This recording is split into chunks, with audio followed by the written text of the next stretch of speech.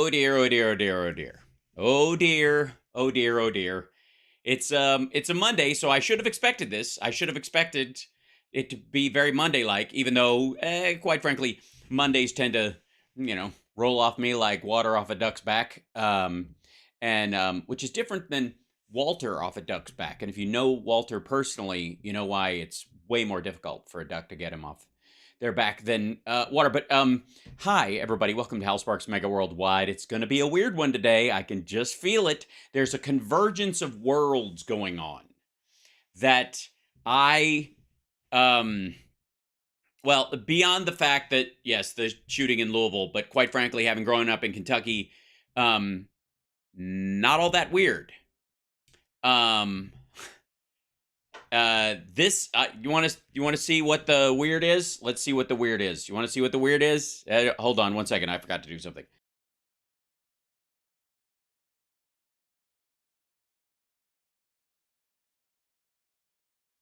There we go.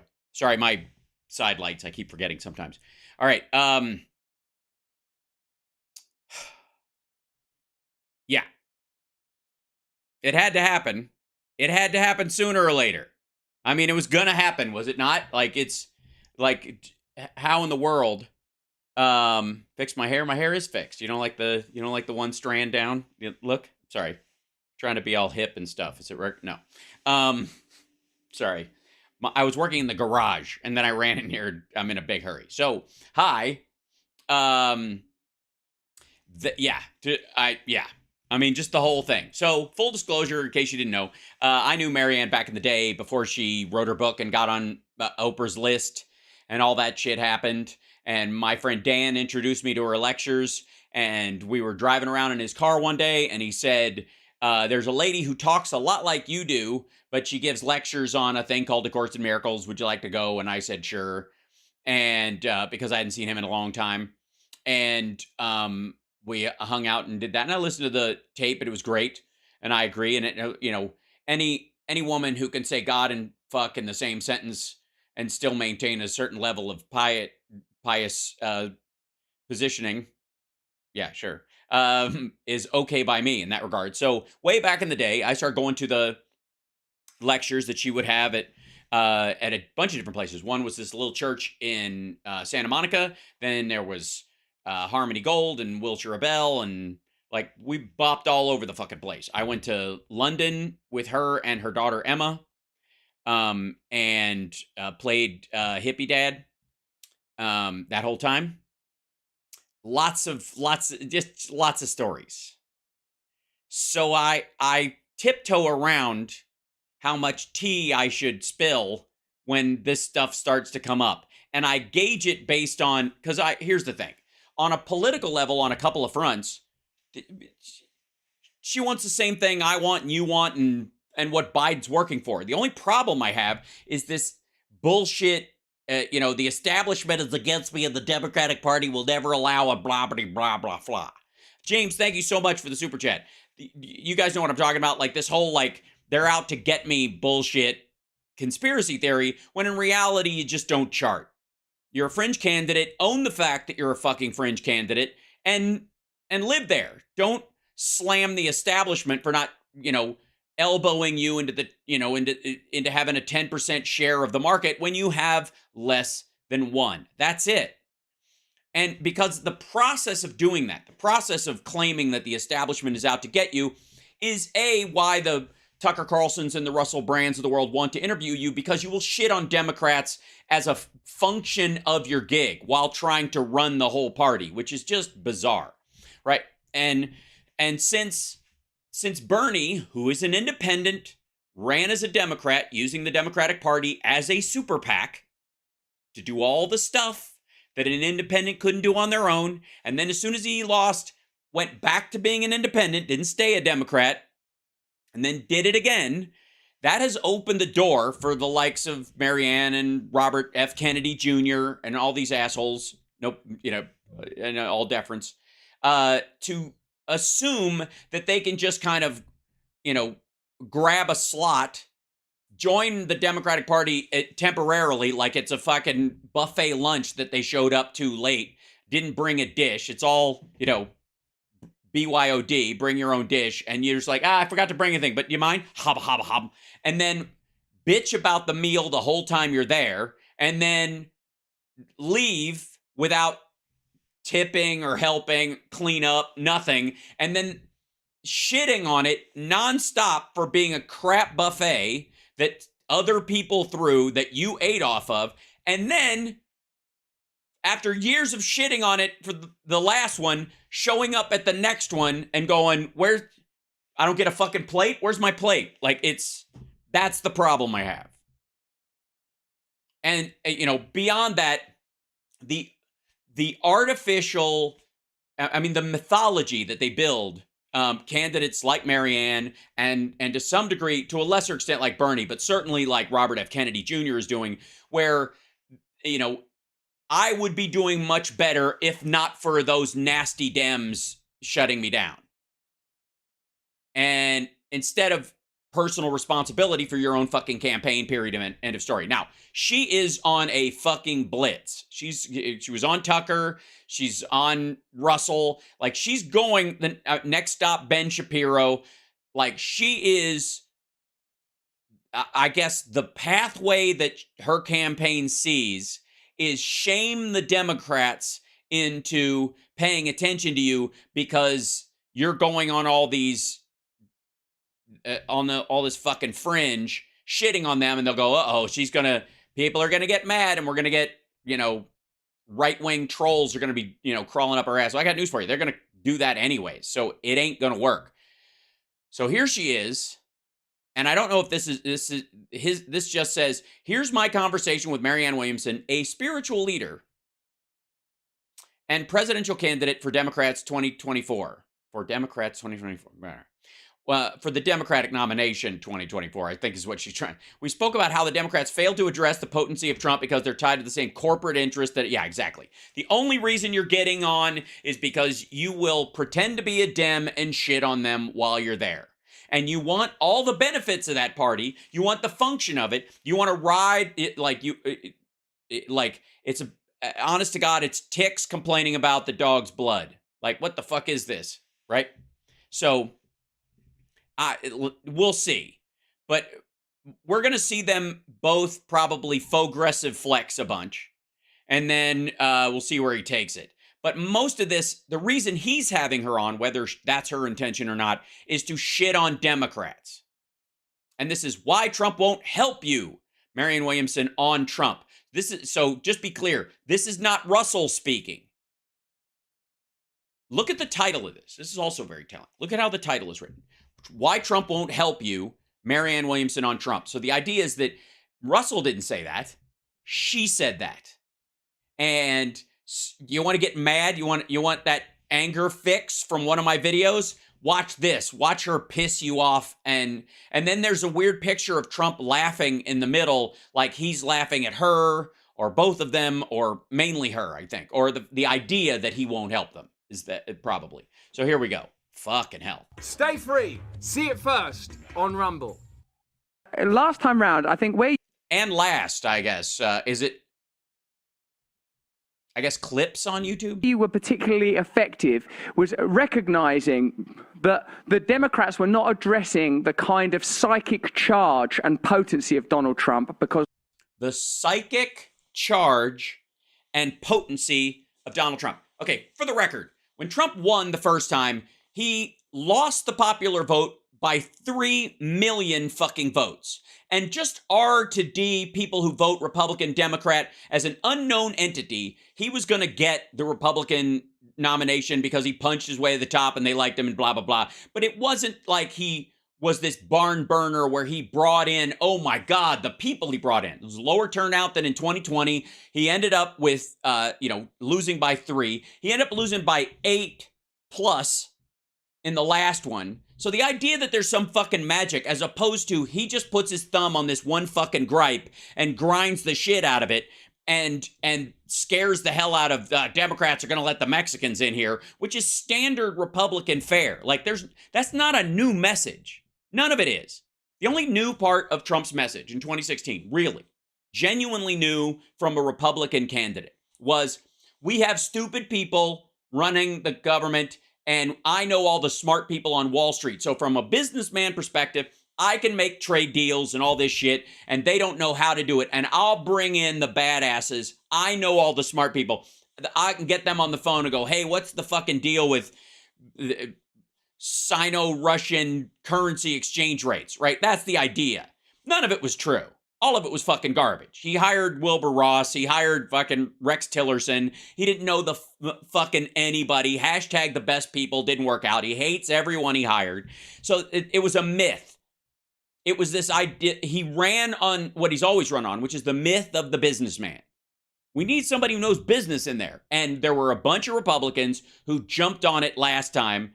Well, time before last, in 2016, and went, all right, shit, okay, he may be a dick, but we need a businessman in there. They've thought that for a long time, not a career politician, but he was just one of these people. And his mythology lined up with that bullshit story. It doesn't anymore. It doesn't. And when everybody got a chance to vote last time, because everybody was fucking home, and they all filled out their shit, and they sent in their votes, Donald Trump lost by 3 times as many votes practically as he did the time before. It was the faux-aggressive horseshit caucus that squeaked him the Electoral College. So this idea that there's this fucking magic is garbage, and Russell sells it all the fucking time. Other than that, I have no opinion. They essentially are tied to the same corporate interests that have undergirded mainstream politics for a long time. Why do you think that Trump... Russell's worth $85 million. Just so you know. I know you might think he lives in an apartment. He's once more the... And Marianne's worth about 12, maybe 15 at this point, possibly more. Forefront of the news cycle. What does that... So, I own a house with my girlfriend. That's it. I paid off my car. That's the... Just say it. So, corporate interests being what they are. Tell us about the failings of the Democratic Party, and what does it tell us about the political landscape more broadly, that Trump continues to dominate, supported essentially by both sides, particularly from a media perspective, because they are all he talks about. And how are you... What? What is that? What do you mean Trump is basically supported by both sides? He's a violent, racist gadfly. He's not great at manipulating the media. He's in a position of power, and he says awful shit. And the news's job is to go, holy fuck. Well, normally we'd ignore this asshole, but he was president for a short while, and he's trying to do it again. Otherwise, we'd blow him the fuck off. You're going to penetrate that space and give people hope that there's an alternative to Donald Trump, acknowledging that the reason that Donald... That's right. Marianne is running to be an alternative to Donald Trump. Donald Trump is so successful and effective is because of... So successful and effective. Very successful and effective. Yeah. Trump steaks, Trump casinos. Yeah. He's effective at getting loans he doesn't deserve. He's effective at manipulating the tax code, and he's also was effective for a time being like a mythological businessman character that he played on television. The centralized corruption that I'm sure that you would oppose also. Yeah, I don't disagree with your analysis. So this is the deal. Of course not, or you wouldn't be allowed on his show. No one does. It's very telling. It's one thing for a show to have guests on. And I know I'm going to interrupt a lot on this, but I know this is going to set up context. It's one thing for a show like mine, where I'll have like Philip Ittner on or somebody like that, but I'm not running the illusion of debate, and I'm not running the illusion that I'm providing alternative viewpoints and it's the only way, and the mainstream media shuts shit down and blah, blah, blah. No, I just talk to people that I am like-minded with, and we hash out the facts and details as we know them, and I try to grow my information base from folks like that. But I'm not just doing jerk-off fucking fake debates for the shit of it just for the YouTube crowd. And even worse, I'm certainly not going, this is a place where I let all different ideas come around and never introduce anyone that disagrees. And by the way, there have been like 2 times I've seen on Russell's show where we've used clips or whatever where the guest he had on disagreed with what he was saying. And it was a fucking shock to him. It was clearly like, oh, obviously our booking person failed us. Many people thought that if we could only defeat Trump in 2020, that the problems would be over. And we now realize that it was more like a tumor that had already metastasized. There's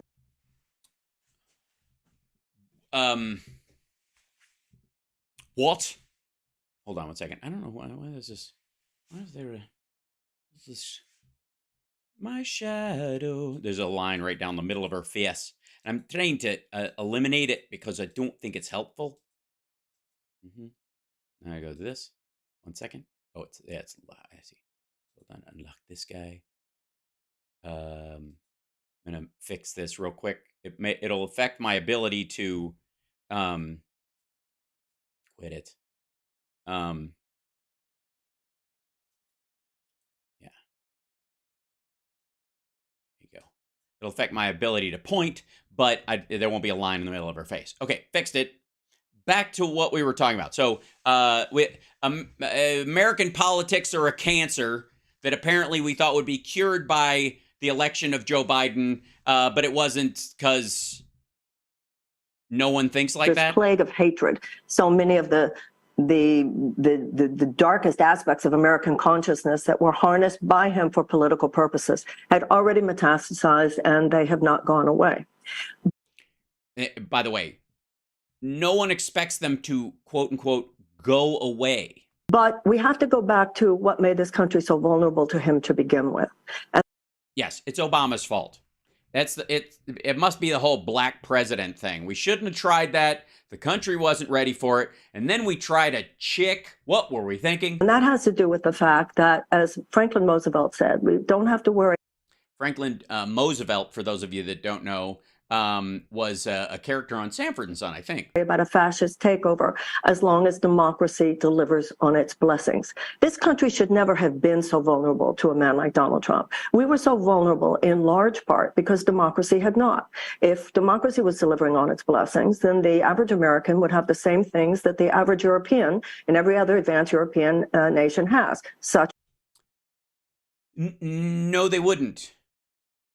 Because those are, and a lot of times, racially homogenous, singular countries with one particular ethnic group working singularly for their tribe. And America is a mishmash of a lot of different people with a lot of different opinions, and we don't agree as simply as other countries. Now, as things have gotten more diversified, you're seeing upheavals and movements in different countries, and a lot of people move around. Since the European Union became a thing, everybody's shuffling around. There's a little bit of variance in that as well, and they're getting a taste of what we experienced. As universal health care, such as a guaranteed livable wage, such as easy access to a higher education, such as free childcare, such as paternity and maternity leave. So, by the way, on a bunch of fronts, these are not things that if the disenfranchised Americans that voted for Donald Trump felt like the promise of America has not been paying off, that they were clamoring for. They're like, I like this Trump dude and I'm big on the pussy grabbing business,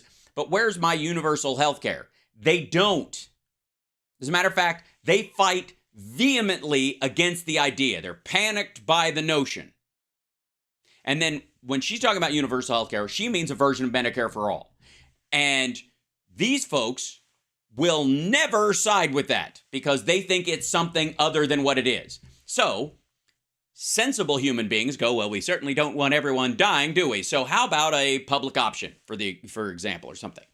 And instead of going, all right, that's a good step to move us in that direction, and once people recognize how valuable the public option is and the ACA is, that may convince a section of these people that you can trust the government as the payer of, the primary payer of healthcare to work it out, like the VA, but an expansion. It's more like VA for all. How about that? We'll get to that zone. Okay. And some of those people you might shave off and they'll eventually come around.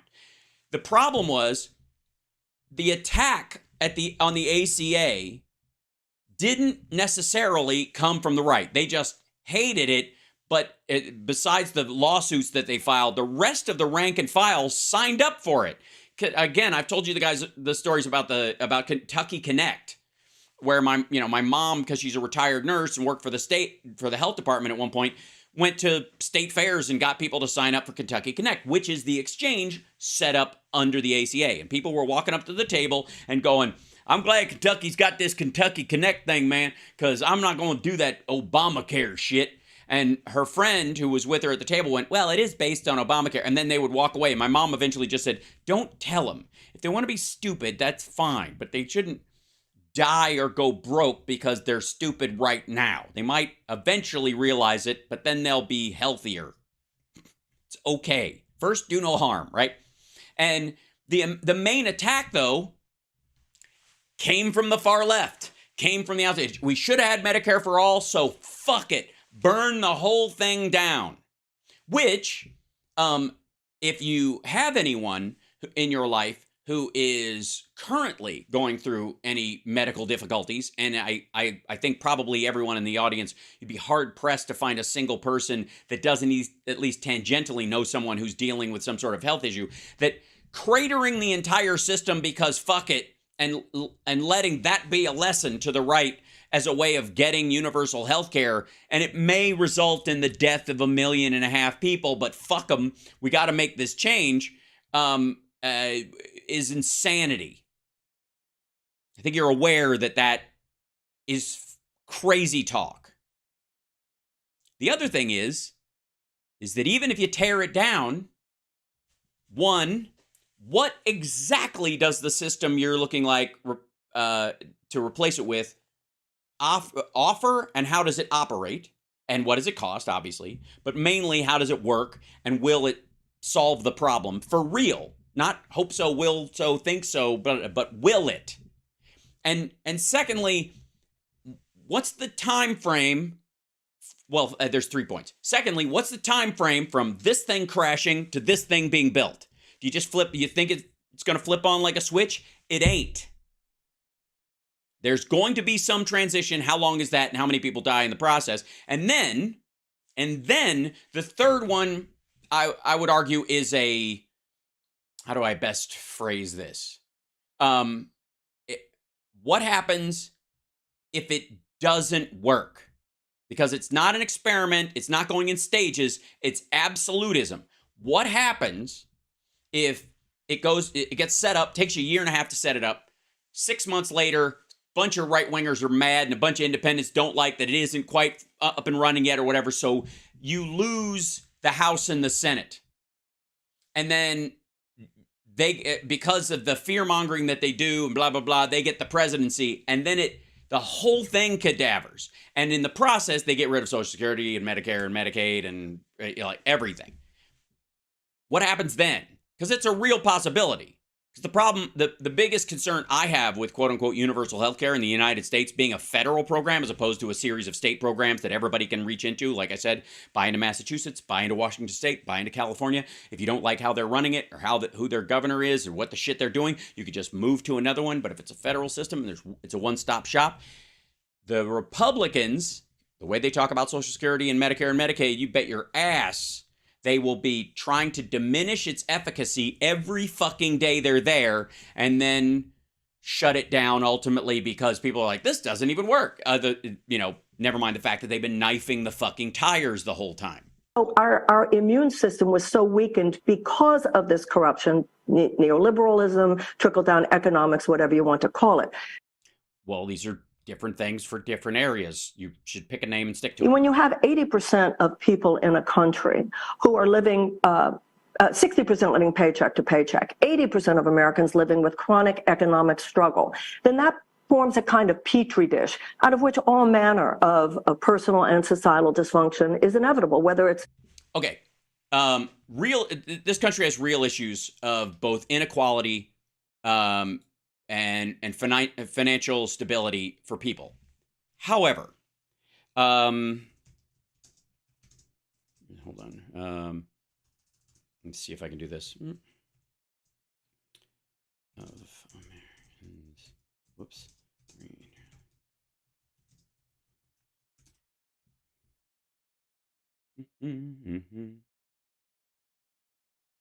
This is Yeah. Here's the problem with this. And again, when you're looking at somebody like Donald Trump with his fucking curly Q furniture and his Trump Force One and all that kind of stuff, by comparison, the rest of us are, I suppose, doing more with less. But if you want to talk about financial struggles, that motherfucker's lying every day of his life. But this is what's been happening during Biden over the last 2 years. And this is after 4 years of Trump, a recession that started in February of 2020 that had nothing to do with COVID. That was because of his unpaid for tax cut and a bunch of other bullshit and not living up to any of his financial promises. We were headed on this, and him talking the Fed into lowering interest rates to the point where they were fucking useless as a monetary tool.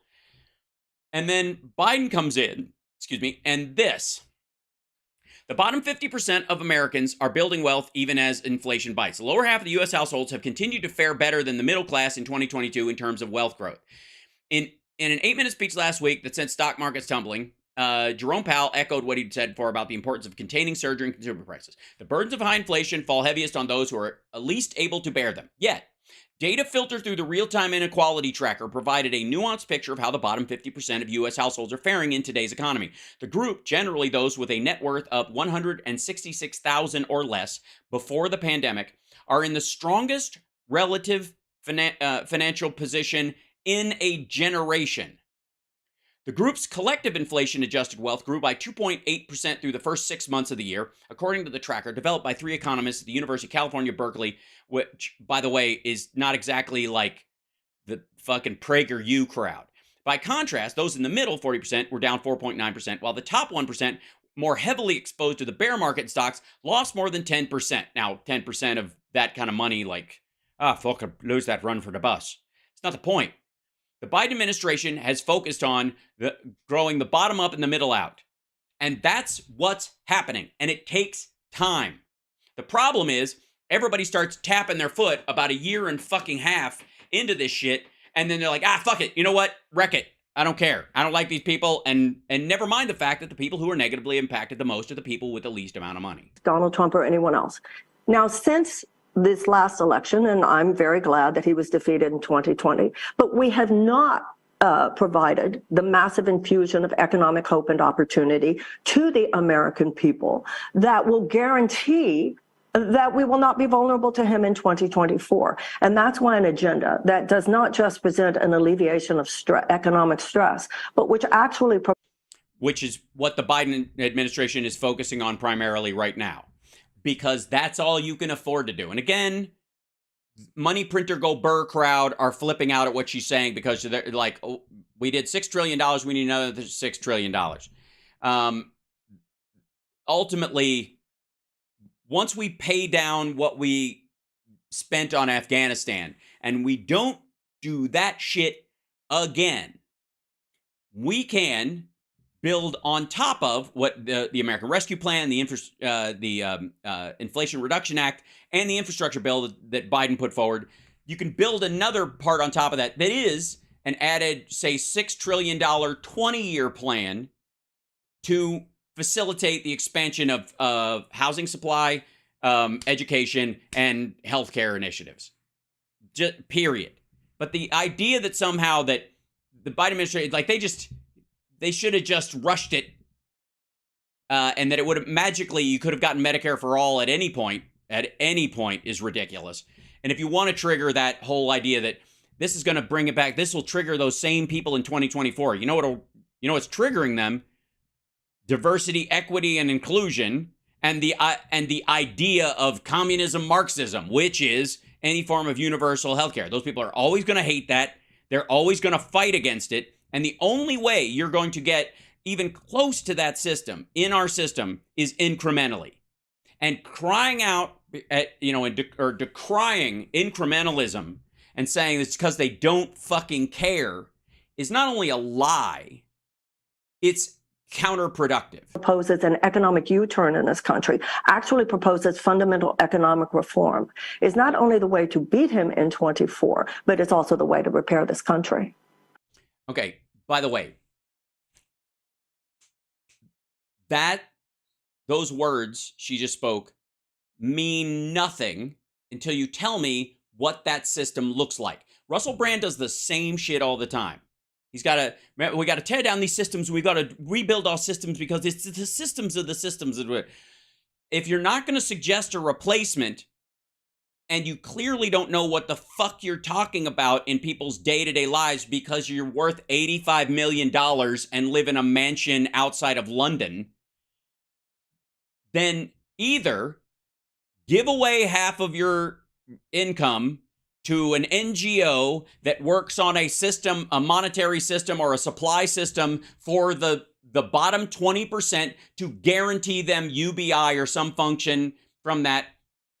Hire a bunch of experts and economists, have them work the fucking numbers because you don't need the rest of that 85 million, right?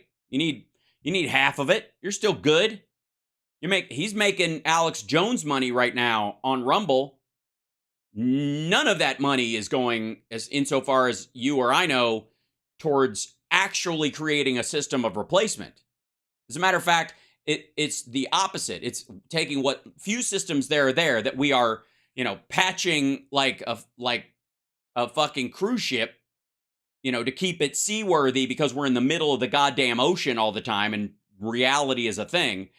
It's as if he's just like, build me a raft and let me get on it because I'm rich. A lot of people watching this right now will think that Donald Trump is absolutely fantastic.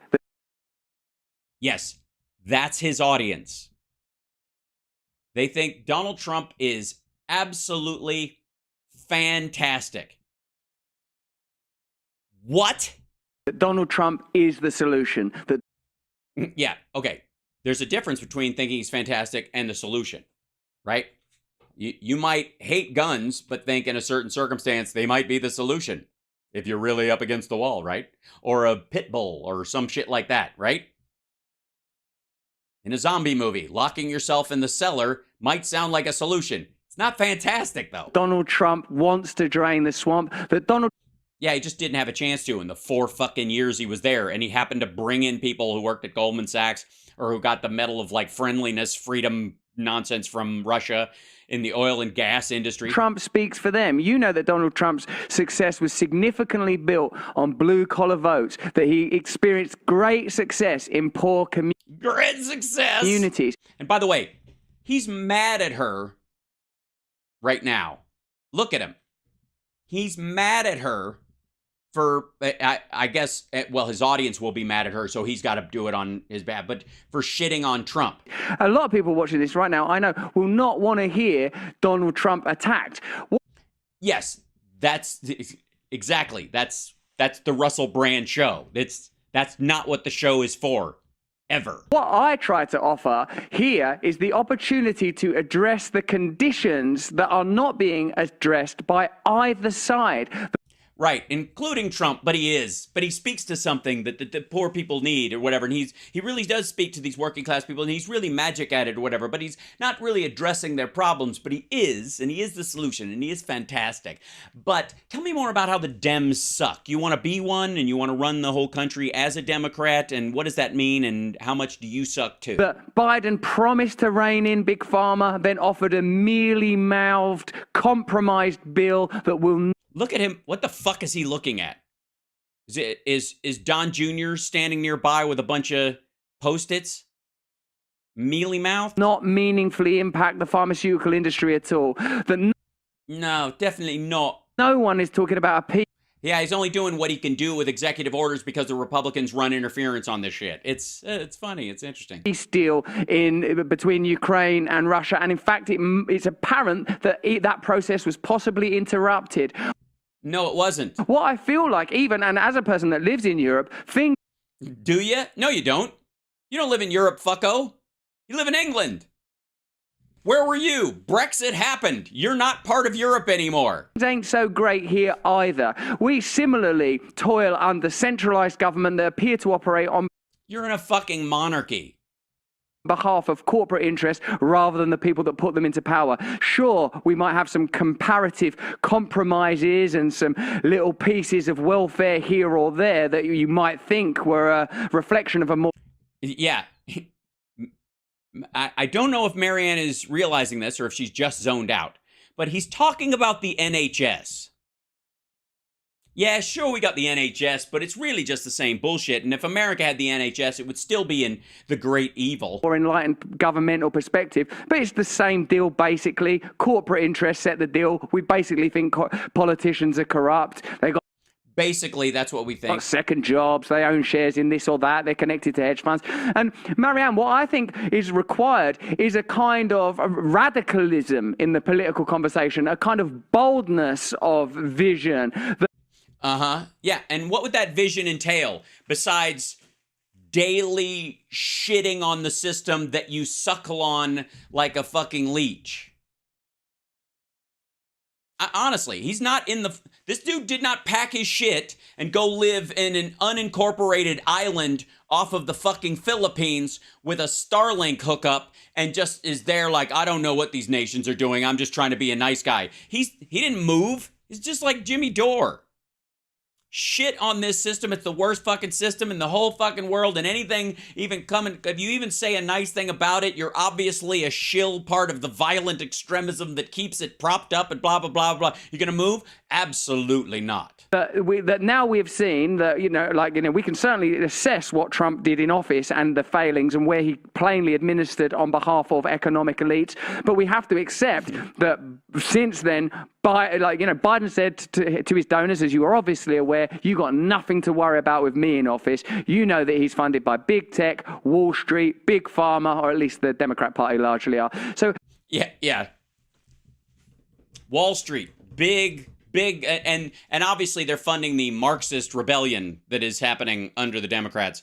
All right, well, we'll get to that. How, from within this system, do you ever make significant changes? What? Right. Why run for president when the destruction of democracy is really the goal? Is your agenda that would appeal to people that would happily vote for Donald Trump because of his anti-establishment stance? Excuse me? Anti-establishment? He almost broke his arm patting himself on the back for cheating the tax code and saying it's completely legal. That's establishment. That's the unfairness you're talking about. Well, in 2016, Donald Trump said to the American people, your rage is legitimate. And he was correct. And that's the... No, he didn't. He said to a specific group of Americans. Yeah. And he pretty much narrowcast it. Same thing that Bernie Sanders said. Both of them told the Americans.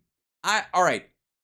Bernie Sanders' argument that Americans are angry about something is, while there's this idea that there's sort of socioeconomic ties, the audiences for both of those messages were very distinct.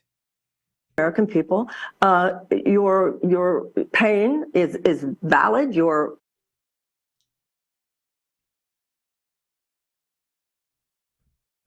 anger about it, you are living at the effect of a rigged economic system. The difference is that Donald Trump was saying it because he's master of the art of the deal. He knew it's what people wanted to hear. No, he's not a master of it. He didn't even write the book. Bernie Sanders actually meant it. So yes, he spoke to people, as did Bernie. But once he got into office, I think a lot of those people have seen how conned they were by the things that he said. There is a Oh, Russell's not going to like that, Marianne. You're going to get some pushback, radicalism. A radicalism the way that Franklin Roosevelt said. He said, I feel we must become fairly radical for a generation. You're right. It's in my country, it would be considered a radical Americanism, that it would be a government of the people, by the people, and for the people, rather than a government of the corporations, by the corporations, and for the corporations. Which is a lovely line. However, there's two problems I have with that. And we've heard about this, like corporate money and elections and yada, yada. One of those things is that back when there were 3 television networks, I would argue that there was more control over who you could potentially vote for than there are now. And she's a great example. Her being on Russell Brand show and how many, fucking subscribers he's got on any number of sites points to the fact that you can get national coverage without ever going on national news. So the idea that pouring money into these situations is the only way you're going to get ahead, even if you have the greatest ideas, or even if your ideas are garbage, you can just pay your way to the front of the line. Ask Bloomberg how that worked out. That's no longer the case. We are not, like, the information has become deflationary in the extreme. Now, when she's talking about of the corporations, by the corporations, and for the corporations, there is a subtle message there that you, ladies and gentlemen, are stupid. That when there are debates, or when a candidate puts out policy papers, or delivers a budget or a potential budget or any of those things, it won't matter, because corporations know how to make politicians' ads look like toilet paper ads, and you just buy the softest triple ply you can find. And the subtle message about, corporate money controls the blah, blah, blah. And we're not talking about lobbyists. Lobbyists are the idea that lobbyists could pay politicians, and that happens behind the scenes. And that's something you may not be privy to and find out. So that's a different conversation. But in terms of money buys ads, pays for campaigns, and that's the only way to punch your way to the front, is absurd. And especially if you're using it as an example, someone like Donald Trump, who allegedly self-funded, and we now know that he got free loans from people outside the country, and that's the money he used to self-fund, which is Donald Trump's 2016 campaign specifically was the first almost solely foreign-funded presidential campaign in our country's history. Now, I'm concerned, as you are, that the Democratic Party is trying to have it both ways. He's not concerned about that. I don't know where you got the idea that he's actually concerned. Democratic Party sees people, and I don't want to say the Democratic Party, the Democratic establishment elite. Establishment elite, swamp, elite establishment, sees the pain and wants to address it on the periphery, but they know more than the Republicans sometimes are willing to challenge the underlying corporate forces that make the return of that pain always inevitable. To that extent, such as, are we talking about big agribusiness buying up stuff, and that there should be a law passed that limits the amount of agricultural land in the American food system that can be owned by one company, kind of like a version of breaking up AT&T. I would be for that, for example. I think there should be, because there is a public interest in not having our foodstuffs under the control of one particular company, because God forbid something happens to it, or it's purchased multinationally by a foreign company or foreign country, they could fuck with it, and that's not safe for everybody. So you could set up, much like the breaking up of Ma Bell, you could break up big agribusiness, for example. Also, real estate, one of the areas where transparency in real estate ownership will return the ability to actually purchase a house to a lot of people, because if you have big foreign companies that can buy stuff through LLCs, or retirement groups that buy real estate on the idea that it's going to constantly tip up and up and up, they just take swaths of houses off the fucking market, driving up the actual costs and putting a bunch of empty houses on your block. That's wrong. So I would suggest, if I was running for president, that there be legislation to address those two particular things. And they would have to be obviously worked out in the House and the Senate, and we would go back and forth on that. But essentially, those two primary things address an enormous aspect of the two things beyond healthcare that Americans have zero external control over on the individual level. You cannot control the food markets. You cannot control the price of houses in your fucking state by yourself, unless you're a billionaire. So that's unfair. And it's a system that's tipped against them, right? Now, the Biden administration has tried a couple of areas where they're moving in that direction, but this is largely something that you have to coordinate with governors and with mayors and city councils in the big cities, especially, to work on this together. And obviously the rural states, you're going to have to do like a group of governors together to decide what that limit can be for each of those states, if there are special concessions needed, blah, blah, blah. And you want to work with them, right? You want to actually get it done, not have them go, fuck this. This is just centralized power, blah, blah, blah, which is what will shut both sides down, which is what he brought up. Okay. That is something that if you actually believed there was too much particular, corporate control over some areas of human life in America that you could actually fucking do something about. Now, you would have to do what I did right then, and you would have to present this concept to your audience, to your potential voter. Instead of just saying the corporate establishment, elite establishment, and corporate. You get me? Because if you say all that shit and then you don't nail down one of these things other than borrowing somebody else's, like saying Medicare for all, like that solves the fucking problem, because implementation is everything in something like that. How would you implement it? Why would you be able to get further down the road than Bernie was able to do with his giant support at the time? If you have less support, what the fuck makes you think you could talk Republicans into signing off on it, much less anybody else? Does it make sense? I'm ranting. I'm sorry. It just drives me nuts. I am the candidate who is saying much of what you're saying, and it's also... I didn't realize, Marianne, that you were saying that Ukraine is overrun with Nazis and kind of had it coming. Why the Democratic corporate elite does not want it. Now, this is the deal. No, it's not that the corporate elite of the Democratic Party don't want you and are trying to shut you down. There is a tiny sliver of Democratic voters who take her candidacy seriously or are so angry at Biden for some reason for not going far enough in the Bernie bro crowd or whatever, that they are telling people they plan on voting for her.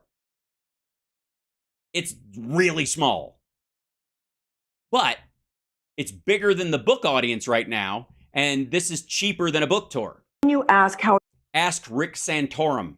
Just don't Google it. You're going to break through. History has never been made by people who say that it can't be done. You know, I look at it a lot. Yes, it has. History is made, I would argue, more by people who say that can't be done unless we do this, this, and this. Or that can't be done, but how about this? This is actually better. Or I have a more profound idea that won't take as much resources. And you think all revolutionaries, all presidents that have moved anything down the field just did it by being fucking bullheaded, especially in a goddamn democracy where you have to bring other people on board? If this was true, if what she is saying was true, we would have had gun control a long fucking time ago. Like the Berlin Wall. If you ask, well, what made the Berlin Wall fall? Well, economics. Well, if you look at it on the outside, somebody made a phone call to somebody else and it was misunderstood, and then they called the gate, and then they opened the gate. But that's not what really made the Berlin Wall. I agree. It was all I had to do was say one sentence in the middle of covering my ass after Iran-Contra. What really made is just the thousands and thousands and thousands of efforts made. You just keep pushing. Yes. Incrementalism. That's the word we use for it. Thanks for bringing it up. Constant, regular pressure where there's a groundswell of belief. Also, the economic collapse of the Soviet Union. That's a big part of it, too. Now, a lot of people had to get murdered for no reason for a very long time to reach that point. You know, I saw somebody on television the other day talking about how we're going to bring down an unjust system, the economic and political system that you're talking about. And he said somebody is going to break through. We don't have time to think about, well, would this person do it? Would that do it? All of it's going to do it. Every conversation, every podcast, every labor effort, every election of a progressive, you just keep pushing. You just. Right. So the next time she talks about I'll give you an example of that happening. You want to hear an example of that actually happening? There's a political party, you might be familiar with. It's called the Democratic Party. And for the better part of 7 decades, it has been moving union rights and civil rights in incremental steps forward over time against violent, often, and certainly huge economic opposition from the other side. Non-fucking stop. They couldn't get Medicare for all passed, and they knew they didn't have the votes, so they busted their ass to come up with the ACA, and it's incredibly popular. It's more popular now than when it passed. It is happening. The arrogance, the ego of saying, I'm the fucking person that's going to pop through. This is, I have a real problem with people who think that because they're the last or the second to last person on an assembly line that they built the fucking car. It's like they put the fucking hood ornament on and give a finger to everybody, down the line. Yes, incrementalism. Keep pushing. To me, if we go into cynicism, if we go into no, it can't be done, that's acquiescing to the system. And I think we just need to keep. Yeah, that's the show you're on, Marianne. That's Russell's gig. Russell stacks cynicism against the system, and it's so big, and there's everyone blah, but so voting, does it really matter? It's two legs in the same pair of pants, the uniparty, blah, blah, blah. He does that so the incrementalism will fucking stop. Because Russell isn't going to lead the fucking revolution. He's a millionaire. Pushing, and I believe with all my heart somebody's going to break through. And I'm doing my best, but I'm doing it subtly, using charm and a little bit of silliness, quite frankly, if I may. I think you're pretty, and I think we eventually, if I would, okay, I have the coloring book of your third book, and I have not finished it yet because I eat crayons. But I want you to know that we're all trying our best to treat every day like it's our first. No, that ain't how it goes. Shit a biscuit. What that shit? Okay. So what point of breakthrough it's going to be is not what's as relevant as the fact that all of us just need to keep pushing. And what? For what? You're not pushing if you just say, I want universal health care, unless you're actually drafting a fucking proposal. Or you are drafting a budget that shows how it's possible. Right? What the fuck does pushing mean? Yelling at other people? Shit-talking your friends and your allies simply because they're not talking as loud as you are? Wherever we can, way we can, and supporting other people who are doing it too. I agree with you, and I'm excited by you as a candidate, as you know, because... No, he's not. Russell thinks of Marianne as a mockery and is happy she is there to shit on Democrats in general. He expects, just like, the cartoon Tucker interviews, that she will, of course she doesn't like Trump, but the important part of her campaign is how much she shits on Democrats, and that's the saleable point. Because of your spiritual beliefs and... Which would be what, Russell? Credentials and your optimism and your... Credentials, that's good. That's the problem with these fucking people who just call themselves the Pope. I mean, they just don't have the gas, man. Credentials as a teacher, Marianne. We spoke to Brianna Joy Gray yesterday, who was prominent in Bernie's campaigning, and she shit on the Democrats as well. It's like a theme week. You know, and I know that Bernie fell foul of, he was stiffed by rigged systems. Bullshit. Within the Democrat Party. No. Bernie was not in the Democratic Party. He came over as an independent, and he brought with him and sniped a slice of the farthest left section of the Democratic Party and independents and people who just wanted to throw a monkey wrench into the Democratic Party in general. But nationwide, he tops out at a 27% votability rating. Like the amount of votes he could actually get nationally in an election, 27% of people in a national election say they would actually vote for Bernie Sanders. And that's like all of Democrats on board. Guaranteed. And even fewer of those people are like ride or die Bernies. Even back then. He didn't get stiffed. The elite that you described. And Bernie, of course, was a long-standing independent candidate before. Yeah, not a Democrat. But hey, it's a nice party you got there. You mind if I borrow the entire substructure of it while I shit on you and call you no good? Aligning with the Democrats. Do you not think that the sort of popular support being garnered by people like whether it's the Tea Party, Libertarian right, perhaps in the great form of Donald Trump, or yes, the great form of Donald Trump, the Libertarian, the Tea Party. You starting to see a theme here, Marianne, of who you're fucking talking to? You're on hippie Alex Jones right now. Figures like Bernie with his kind of populist support. These are ultimately I love it. It's like this great form of Donald Trump, this fantastic cheeseburger of a human being just oozing cheese and grease and fat out of his goddamn leaky suit and his whole pussy grabbing thing. And then I love, the class stuff of Bernie likes poor people. Independent style candidates that are sort of operating within the party system. Do you not think that there might be a future for third party, an independent candidate, right? Sort of a confederacy or alliance, at least, if that's an confederacy is a great term for it, Russell, and kind of a bit of a Freudian slip.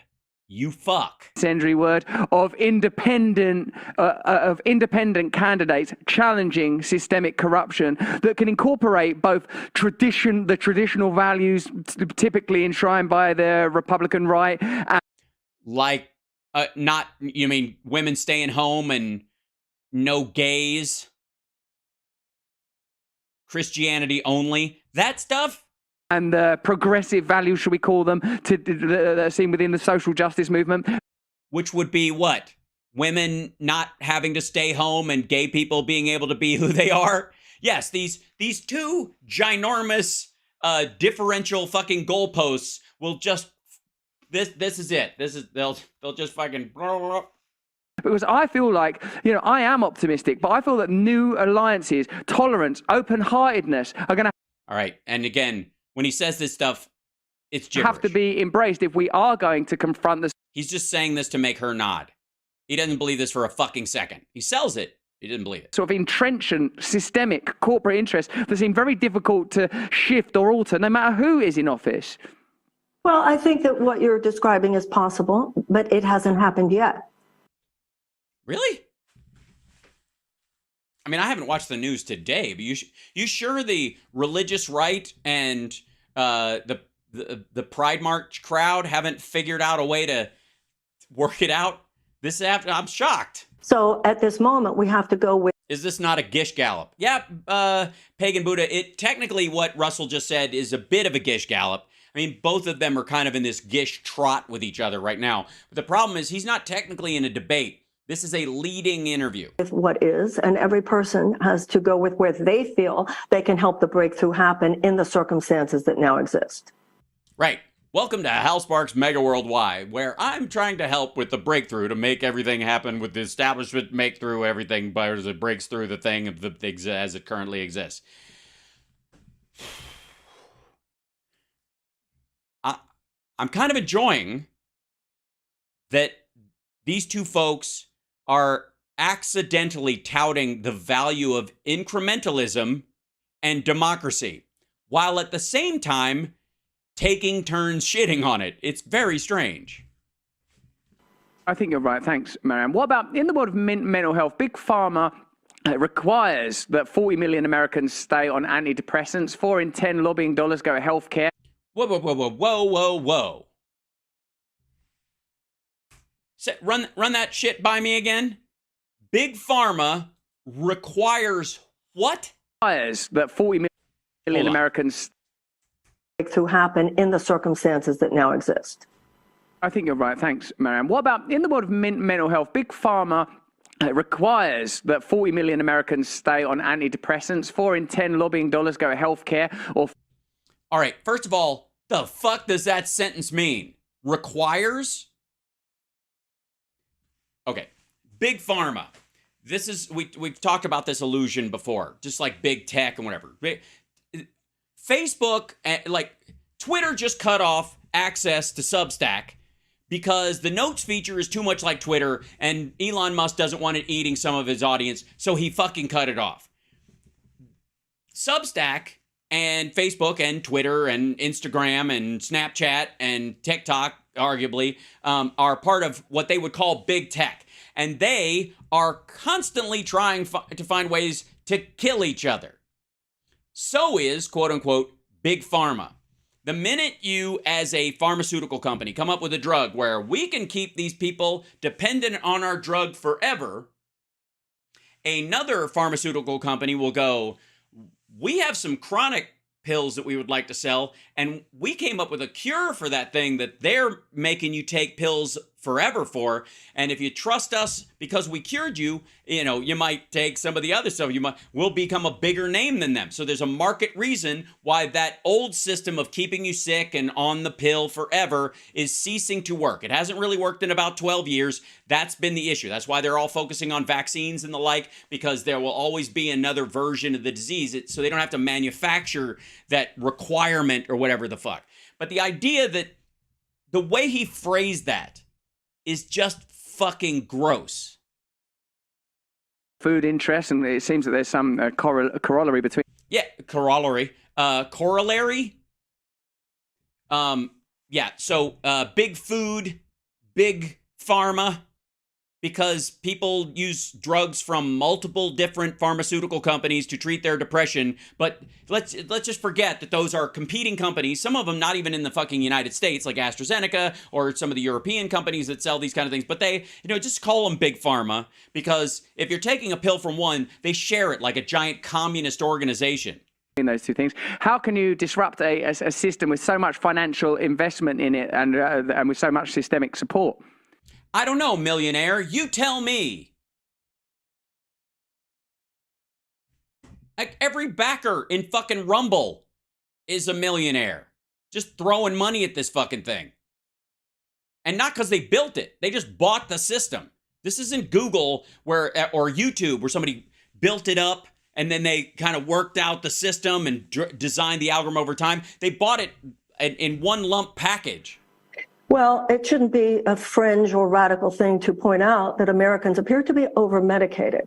And yet, speak for yourself. I know from my campaign last time, boy, you get anywhere near anything like that, and that's when they come after you. And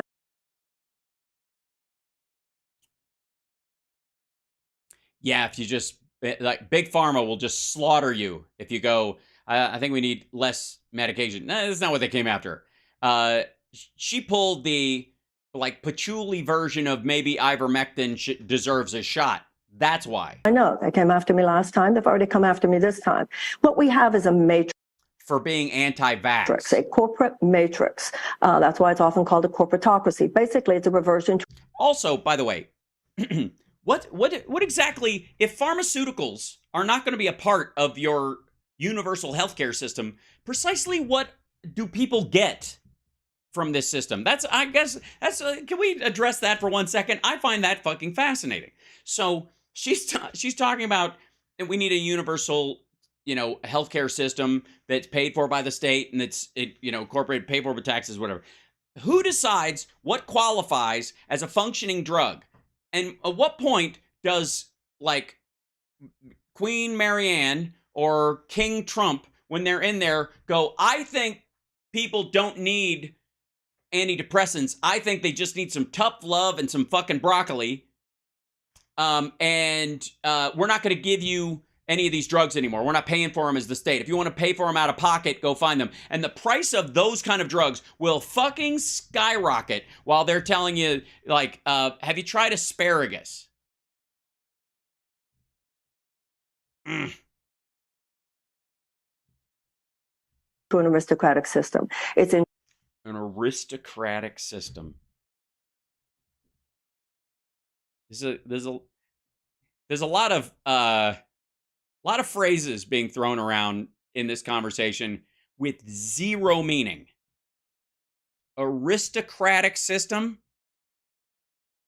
I mean, you think, all right, in a pharmaceutical company, the top leadership overall makes up about probably 8% of the entire workforce. The rest are lab techs and chemists and testing companies that are either internal within the the structure of the corporation itself, or they farm it out and pay for that for somebody else to do. You think the fucking lab techs in all these places are smoking like long cigarillos and fucking top hats with monocles going, I suppose we should come up with some sort of way to fix this illness for these poor folks, but I'm just not motivated to do it today. They won't eat their asparagus.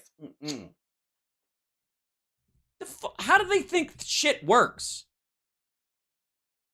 There's no question that corporations that get out over their skis and start maximizing profits like the fucking Skrellies of the world or Enron, that those exist. The fact is, every fucking thing around her and Russell right now, everything, the fucking Venetian blinds and the string that's in it and the fucking flowers over there and the vase that it's in and the little packet that you pour into it with the water to make sure they don't die anytime soon, and the fucking air conditioning company and the HVAC that put the HVAC in that hotel or office wherever she is, and like the person who built his mic stand, the person who built the team that built the microphone that he fucking bought, those are all people in the corporation, okay?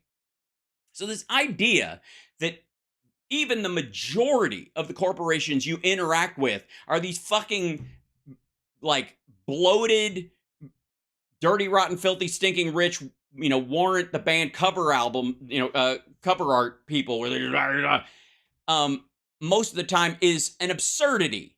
Again, it goes to that lie of, like, people like, I don't trust people. Americans are stupid. You see this on the right a lot. They're like, Americans are stupid. Fucking public education, they're fucking stupid. And I always go, did you drive here? What? Did you drive here? Yeah.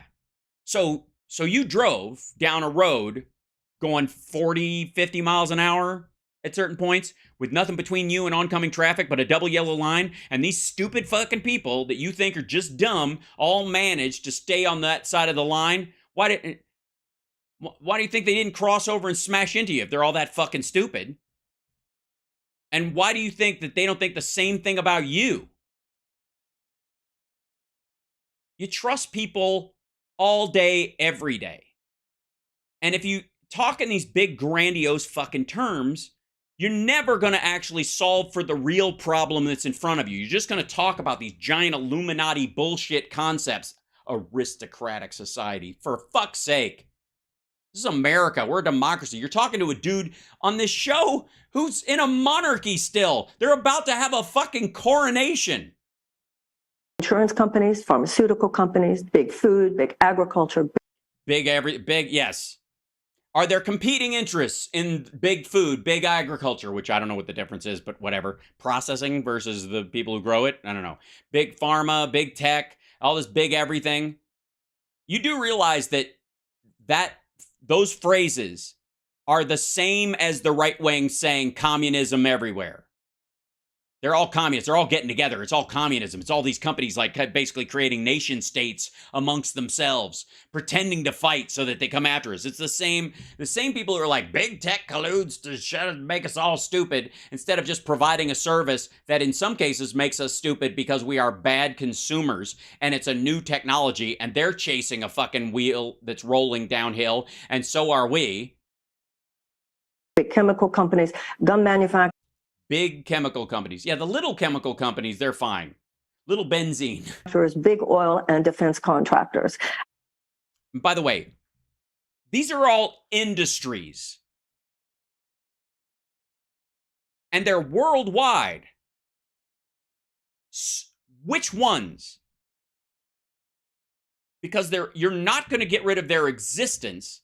So what the fuck does any of this mean? Yes, it's big nonsense. That's my concern. And as long as we have profit-based healthcare system, as long as we have a profit-based, basically journalism in this country, as long as we have profit-based foreign policy. Well, obviously Substack's having a hard time. Then. Well, okay, first of all, profit-based foreign policy. Let's stop right there, okay? You mean trade deals? Secondly, define profit. What do you mean? Do you mean revenue, or do you mean the money left over after you've spent all the money you have to spend to make money? Then, from that profit, what are you doing with it? Now, there are absolutely situations where giant corporations, multinational corporations, which are the hinkiest of the hinky, are able to exploit the tax law and the environmental laws and the regulations because certain local politicians and mid-level politicians and even national politicians in some cases allow them to do so because they get money for their campaigns and blah, blah, blah, blah, blah. But if it poisons the water in that area, they're going to get voted out of office and they know it. So there's this tug and pull that always goes on. But at some point, you need to tell me which one you're talking. If you're talking, like, notice they never say big energy. They'll say big oil.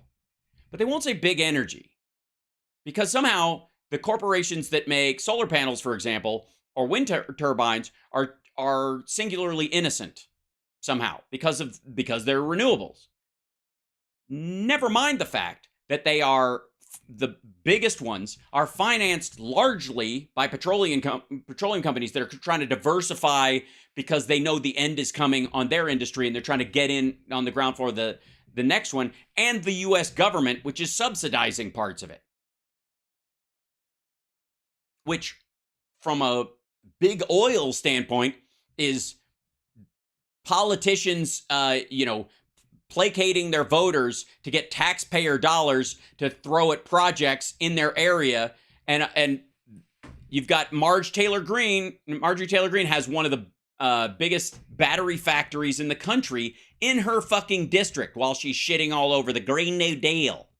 This situation is going to be sitting on top of us. They have a grip. They are holding the U.S. government hostage.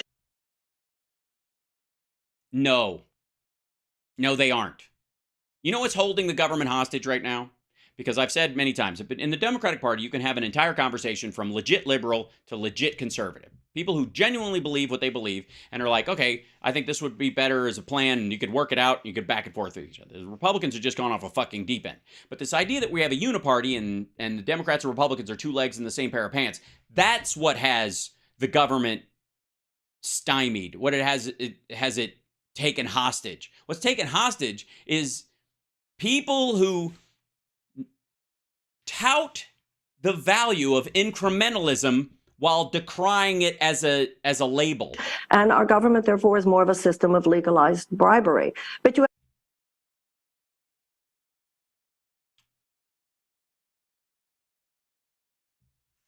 Explain. have to call them on it everywhere you can, including... Yes, call them on it everywhere you can. And I would say, be fucking specific. Big Pharma, and the ultimate answer, the ultimate victory is going to be when enough people wake up. All right. That's another one too. Can we get rid of that phrase as well? Like, when are the people going to wake up? They wake up. Like, this is Alex Jones talk. He says this shit all the time. Wake up to what? People are awake. People are, the average American, the people that I interact with, that you interact with a bunch, and there might be some dumbasses out there, but I got news for you. When they're talking about how, like, Bernie and Trump both spoke to the blue collar, blah, blah, blah, they were, they spoke to a certain disenfranchisement. You know why that those people are disenfranchised, why they feel that way? It's because they get up every fucking morning and they work their ass off and they're taking care of their kids, or they're running whatever errands they have to do, or they're fucking fixing their plumbing, or they're living their fucking life. They're awake. So this idea that they're not awake because they don't know your political system, or they don't know your political jargon, or they don't buy into your instant just add water solution in this is quite frankly, it's insulting. It's fucking condescending. Secondarily, the idea that somehow members of the Democratic Party as a whole aren't awake to the challenges when we're constantly being called, the woke nightmare, but also fighting every fucking day, there's that word again, in theory, pushing every day, whatever word she wants to use, in Congress to get stuff done. This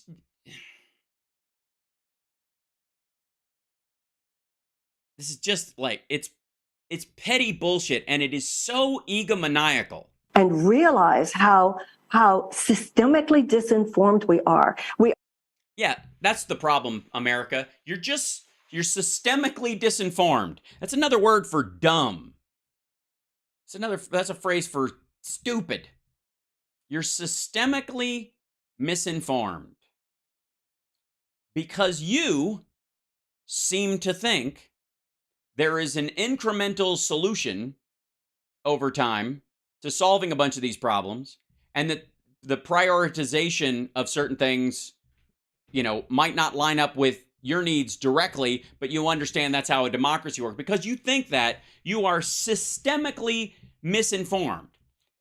Tell me the difference between this conversation and when the right wing says public education is shit and Americans are dumb.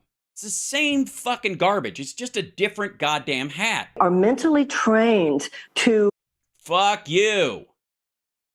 And again, the fucking nerve. Mentally trained, systemically misinformed. We're not smart enough. I guess we can't process it. None of us are smart enough to understand that we shouldn't have done the ACA. It was a mistake. We should have just let the ACA fail. And I know 25 million people got insurance that didn't have it, and hundreds of thousands, if not millions of people over time have been saved because of it, certainly from bankruptcy or from, major illness that they caught early because they had the ACA insurance to back them up. But you know what? Fuck those people, because we needed to crash everything and sow horror in the streets. Because our belief that the system was going to crash was so strong that we just have to sacrifice millions of fucking people to the altar of, if we don't get everything, nobody gets anything. It's the same, it's the TYT shit. It's the same stuff. And it's no different than what the maggots are calling for. To expect too little. We are mentally trained, and Big Pharma is a perfect example. Most people who are listening right now, if they live in the United States, know somebody, if they're not already somebody, rationing their insulin, going to Mexico. Oh, for fuck's sake. Then support Biden's efforts wholeheartedly. You're talking to a dude who just called Biden's efforts to cap the price of insulin mealy-mouthed and stupid. And by the way, insulin is not a pharmaceutical item. It's not a drug. It's a naturally occurring substance. This is a production issue more than anything else. And the price of it, guess what, is coming down because of efforts by the establishment Democrats. Are going to Canada to get their insulin. Stop it with thinking these people always have your best interests at heart. Obviously, the Democrats want to only save diabetics that can afford a plane ticket to Toronto. There are things done by big pharmaceutical companies that all of us are grateful for, but they are such as.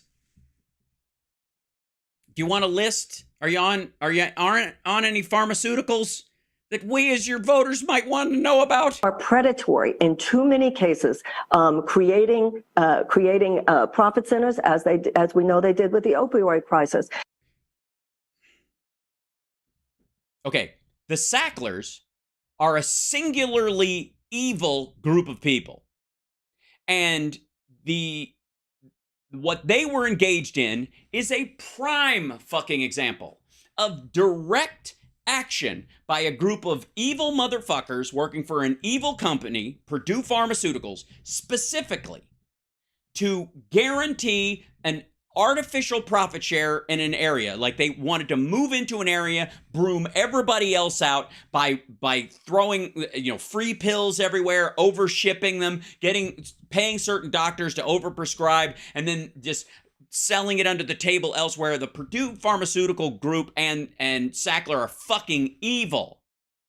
And they went down for it. And the Sackler family name should be shit forever. But that ain't big pharma. And if you blame everybody in the pharmaceutical industry who you just said does lovely things that we should all be grateful for, while effectively letting the Sacklers off the fucking hook by saying it's all of y'all, it's asinine. And we should not be so naive as to think they're not doing with any other area. Okay. She didn't cut that clip. He cut that clip. Right where that is. And that's as telling I'm sure length was part of the issue there, but that's just as telling as the content of what he asked her. And the last statement, listen to what he let her say at the end and then cut off. And understand that this is an example of Marianne's leadership capabilities, because she's allowing herself to walk into this rake by being on Russell's show. And what she just complained was, if you even go after Big Pharma, and what she meant was being anti-vax last time, or being accused of being anti-vax, that's what she was talking about, they're going to come after you. And Russell set her up to say this at the end and then cut it. Creating profit centers, as we know they did with the opioid crisis, and we should not be so naive as to think they're not doing with any other area. Yeah, that we should not be so naive to not think they're not doing it in other areas. She means, whether she means it or not, she means it, I think, generically, and to be, in good faith, she means it generically, that they're, of course, what's the next opioid crisis that they might be setting up because they're making money on a wonder drug. What Russell wants is that you leave going, vaccines. She meant vaccines.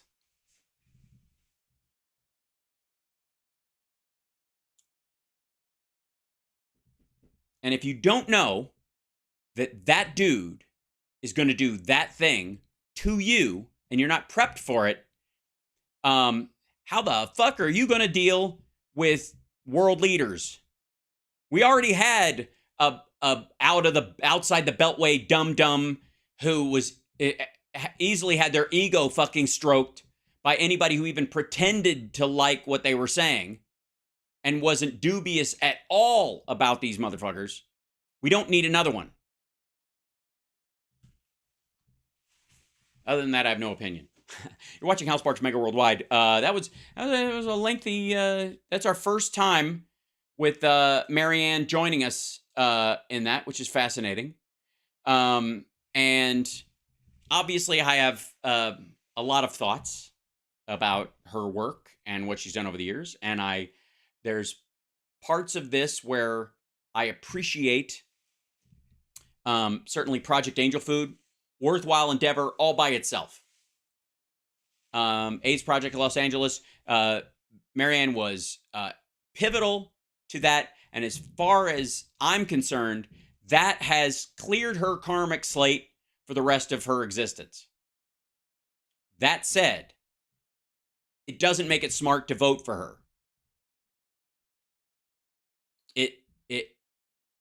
And ironically enough, considering her first book was called A Return to Love, which I have a signed copy of somewhere around here,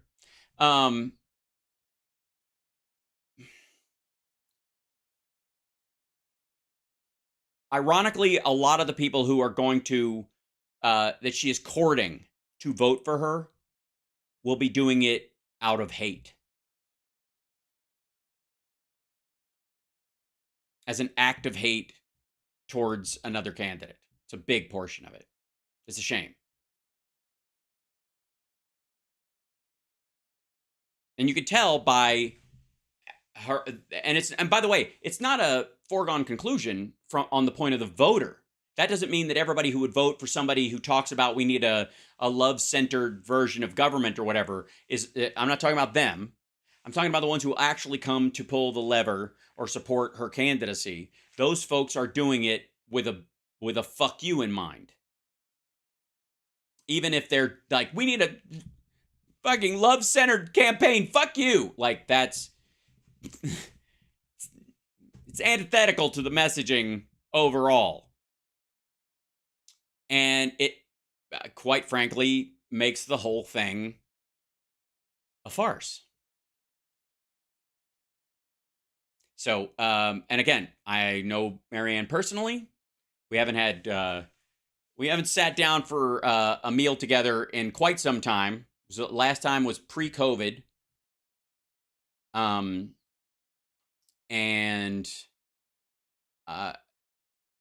this was, and it was after she had run the first time.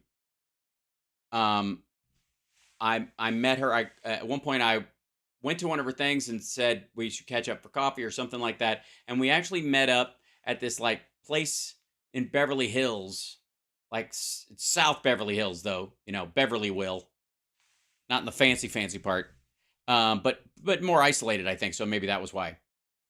And we had a conversation about stuff, and she seemed. This is before I was doing this show, but I have not changed my political beliefs or my belief about function in government, just because it garners me audience, clearly. Because if you want to get 6 million subscribers, the way to do it is just shit on everybody and pretend the system is the establishments of the Illuminati, blah, blah, blah. And they'll just clamor in. But if you are really speaking your piece, it takes you longer to find your real audience. And I thank you guys for being here with me. But in the process of, sitting there with it, I was trying to find ways to tell her what parts of that whole thing, that whole campaign, were embarrassing to watch for good reason. That I had a legitimate concern, not, oh, you used to work for me, so, and some of the fucking tea, so maybe you got a grudge and blah, blah, blah. None of that. Doesn't matter. I was talking to our dear friend Zach Throne the other day. From The Heights and Ace Frehley's band, and plays with Todd Carnes, and a lovely human being. And I was telling him about when I first moved out to LA. I moved out with a friend, and we were going to be like writing partners and that kind of stuff. And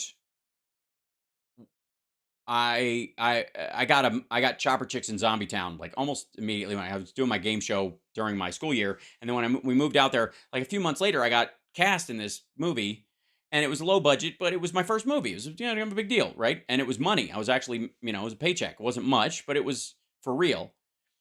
And when I was gone for about 3.5 weeks, for almost the entire month of October, and November.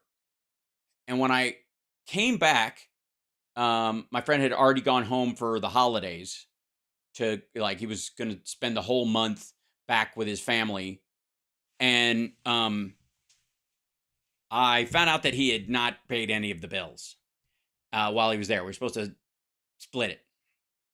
And the phone was in my name. The apartment was in my name. The water delivery was in my name. So I had to pay it off or I was screwed.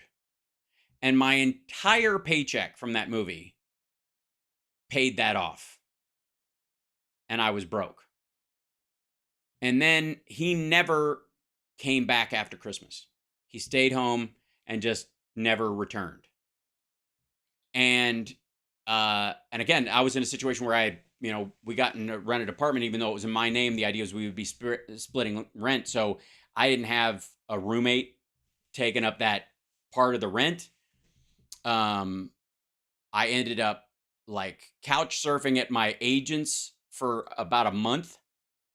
And then I got a room with the director of my game show. He had a house in like North Hollywood. And so I rented a room from him essentially in his house to try and figure out what was next. And then I became his tech guy for production. And then I just kind of worked for free in exchange for rent for a while. And that was my like waiting tables thing in the early 90s. But at one point I went back to Chicago after I got in Talk Soup. It was actually about, I want to say it was like 2 years into Queer as Folk. And I found out my friend was working someplace. He was working at a bar not far from Second City in Chicago. And so I went, I was down there and somebody mentioned that he was working at the bar across the street now. And he'd come back and that's what he'd been doing ever since. Because they knew, like we were all in a group at Second City. And I went over there. And by the way, we're cool now. I want you to know that. But I went over to the bar. I was like, you know what? It's been enough time. I'm fine. And I feel like he's carrying this around because we haven't spoken in almost a decade. More than a decade now, I guess. And so I was like, I'm going to go over there and just let him know we're good. I don't need anything. He had sent this guy over to get all of his stuff out of the apartment while I went home for the holidays. I went home for Christmas myself. The apartment was kind of just empty while I was away for about 8 days. I went back east to Kentucky and see everybody. And while I was there, he sent a friend over to get all of his stuff. And that guy took about half of my stuff. Took my clock radio, and he took my CD player, and he took a bunch of my fucking pots. Like, he just basically half-ass robbed me. And I didn't know the dude. So I just came back, and other than the fact that the door hadn't been busted in, I was like, oh my God, I've been robbed. But there was this like note from him, hey, I came and picked up some of his stuff. And I'm like, who the fuck? And no number, no nothing. So I was like, and man, again, I told you guys, I called the 90s the Sisyphus years, and it started early. So that was a lot, that was everything I had. And it spent, and again, I finally get a movie. I finally get what might be a toehold on my bills. And I had to come back and spend it all in one check. And I was behind the 8 ball. I just, so anyways, it was rough.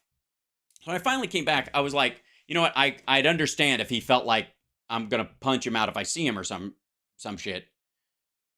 So I felt the need, because beyond all that, I liked the guy and I felt for him, and he's a talented dude, and I wanted him to, like, I just felt like this was an open wound sitting in my life, right? That didn't need to be there. So I went over there and I was like, I'm going to tell him we're cool. And I walked in, and he saw me and ran out the back and didn't come back to work that night.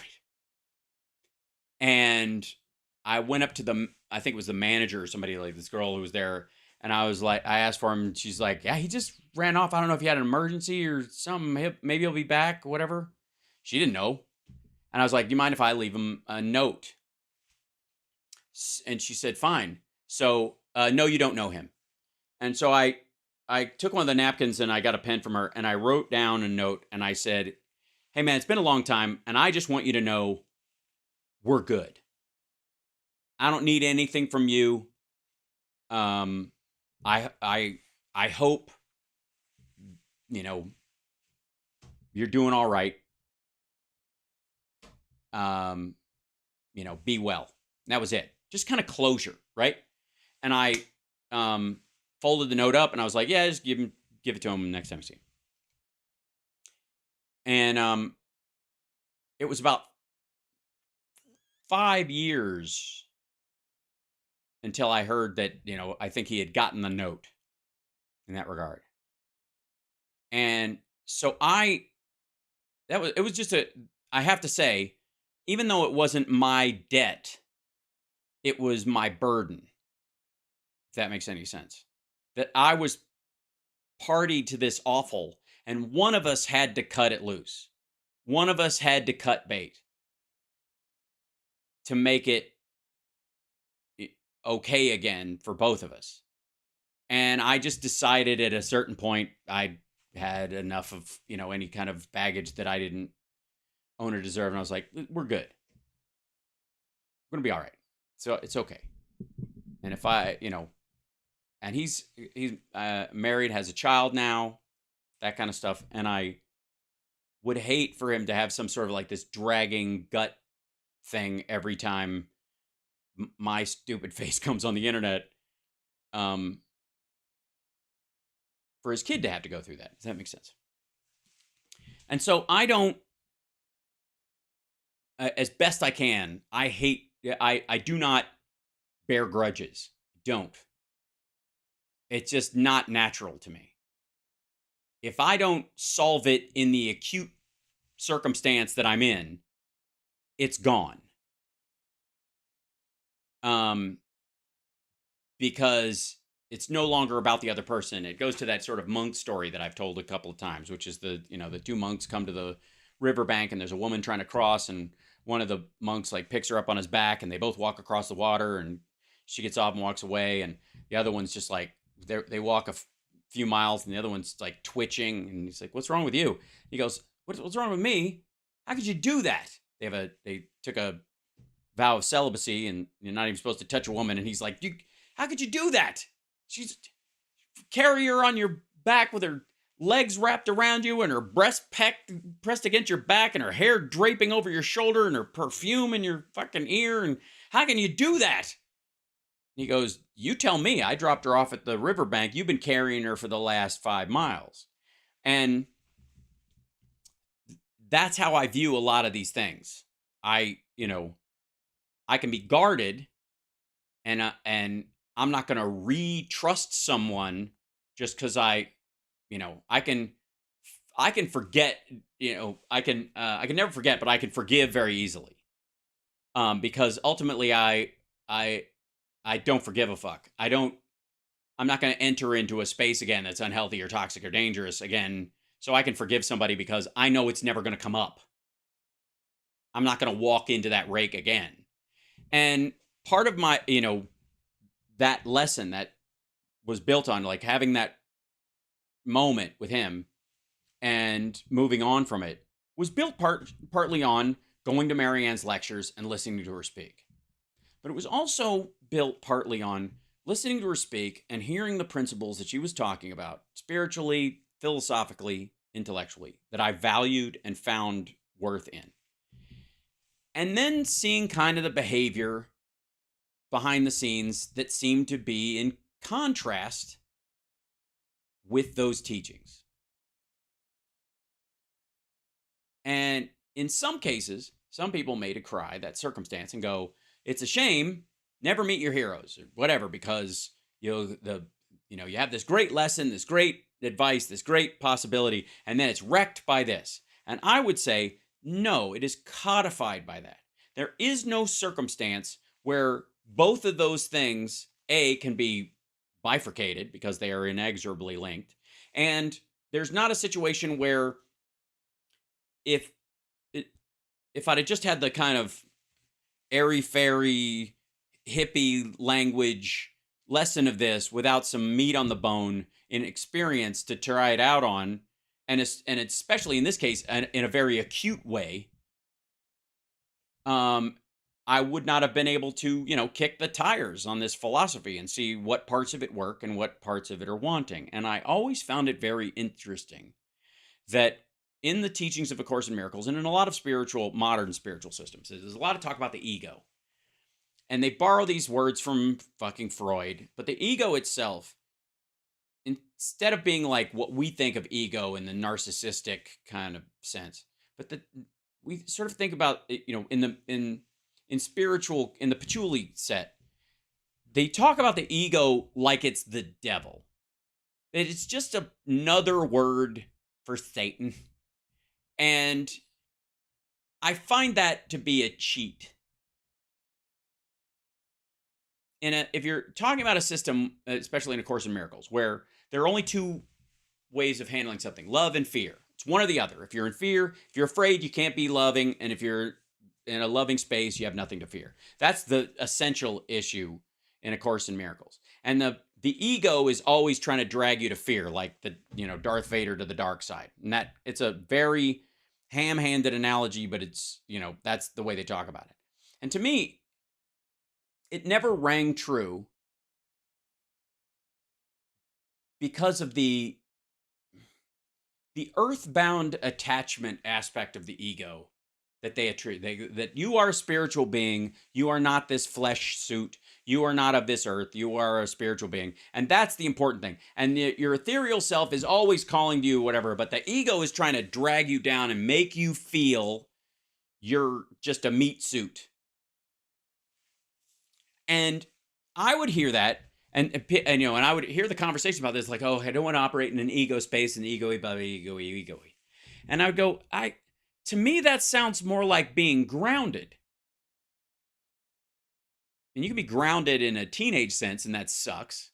But you can also be grounded in in an esoteric or philosophical sense, where you're not, prone to flights of fancy, and you're taking stuff very seriously. You're just grounded. What's real? What can I What can I test? What can I ascribe to reason and worth? Even as I may seek, higher philosophical or spiritual heights. And the ego, to me, the way they talked about it always sounded like your material conscience, which I can't see as a devil. I can't see it as a wholly negative thing. Because you got to brush your teeth and wash yourself and eat right and go to the gym, and there's a lot of material maintenance that goes on, and you can be overwhelmed by the things of this earth, but that's not what we're talking about. It's almost as if every aspect of those things is, if what's bringing you those things is the devil itself, then all of these things, life itself, physical life with your fellow human beings, is in and of itself an act of evil. And I just find that stupid. I've never heard an explanation of it from her, even in all the books, which I've read, or in any of the lectures, where the ego didn't just seem to be a placeholder for the devil. The devil, he's going to treat you wrong. And I find that rudimentary and silly, and it's also dismissive of anything that takes regular effort. Which brings us back to incrementalism, which seems to be the lesson we're talking about today. That all the things they're talking about, economic, farming, construction, healthcare, all of it is 80% incremental elements, incremental changes, incremental procedures. No one strikes oil and a skyscraper appears. Even the discovery of a new drug by a pharmaceutical company that may cure something has to go through rigorous testing and millions of dollars, and has to be insured and all this other stuff, or it won't ever make it to a point where enough people can test it to see if it will save lives. There's increment everywhere. And that's the beauty of democracy, because you're a citizen. You participate. You're not a subject. You're a citizen. You participate. Some days you can participate more than others, just like some days you go to the gym and some days you don't. But the idea is that you are taking steps every day to better yourself and the world around you. And if you do that, if you make a point of being incremental in your own life and not waiting for some sort of magic cure to something, you will find that you are much more patient with other people's paths. But if you don't, if you're waiting for a messiah or a savior or someone who, well, you finally elect this person, that'll be that. If you think like that and you live like that, what you'll find is you are very short with other human beings, because you believe that that the cure will come like lightning. And why don't they know that? And why aren't they helping us jumpstart the lightning? Or why haven't they been struck by the same lightning I am, and they need to be awakened like I was awakened? Incrementalism leads to revolutions? I don't think so, Water Goddess. Revolutions are followed by incrementalism. There is a trail of incrementalism that comes from any successful revolution. You might have one, but then after it happens, after the king is toppled, after the flag has fallen, after the CEO has been fired or whatever happens, there's going to be a lot of steps. It's not going to be a magic bullet, turnover, because if it is, or it could be, it will be exactly the same. Any situation where they constantly have revolutions, they constantly get the same prick running the place. We've seen that throughout history. It's what revolution with an instantaneous turn always leads to. Even in the case of, look at Ukraine. They had a revolution in 2014, the Euromaidan. But it took years to shed the like the Russians in their system. And as they did it, Russia attacked basically because they didn't like losing their grip on that country. And now they're being accused of being Nazis with a Jewish president. I guess what I'm saying, if I'm saying anything, is for you guys that I believe in an optimistic, functional future, but I do not believe in magic bullets. I believe, there are revolutionary moments that will come along, and AI is one of them. Our world's gonna change in the next couple of years, and we won't even recognize some of it. But we'll still be human beings with the same foibles. And any change we're gonna do that's lasting in our own lives and in the lives of others are gonna take incremental work. And nobody can fight every fucking day. And anybody uses the language like, we gotta fight and we gotta keep fighting, fight. If you're waking up every day fighting, you're not living.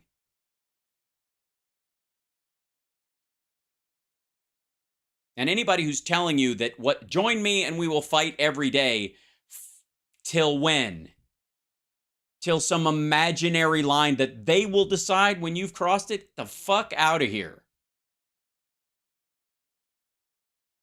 Live your life. Do every bit of good you can do every day. Get off your own back. Be deferential and respectful to people right out of the gate. And if they give you a reason not to, move on, move away.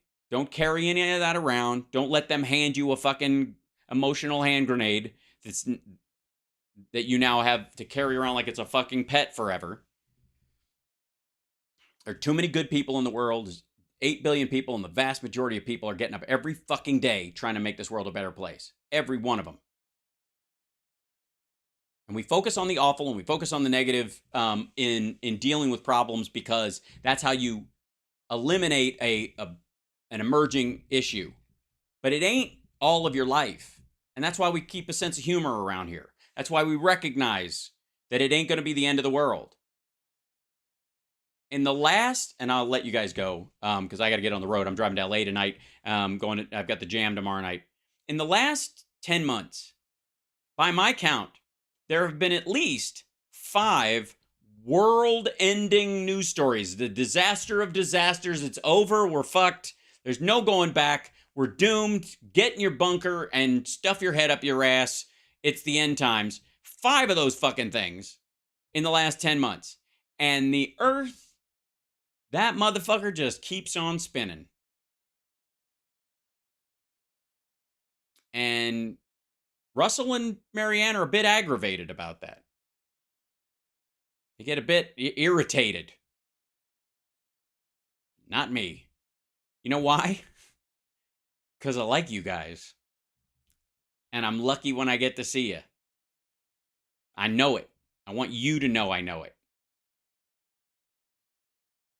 I gotta go. I gotta hit the road. And another thing.